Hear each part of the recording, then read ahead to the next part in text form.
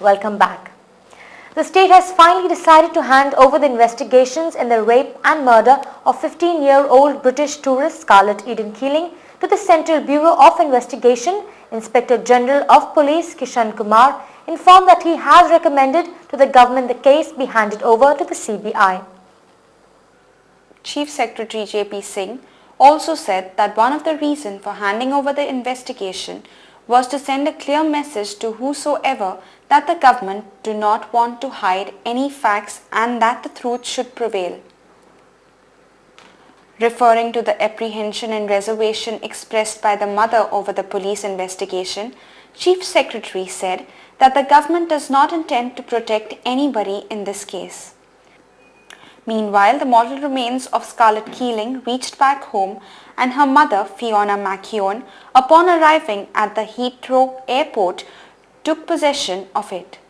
It may be recalled that Fiona did not accompany the coffin but flew later to coincide with the arrival of the coffin. Fiona was quoted by London newspaper The Daily Telegraph stating that she feels really good to be back and now she wants to conduct the final rites of her daughter. She also told the newspaper in London that she will return to Goa to oversee the investigation and hope that the controversy does not die down while she is away in her country. Division Bench of Bombay High Court yesterday issued a show cause notice to the government as to why they should not hand over the case of the missing file of the controversial project Aldea de Goa to the CBI for investigation, since the administration has failed to trace it. It may be recalled that Patricia Pinto had approached the High Court over the alleged illegalities by the developers of Aldea de Goa.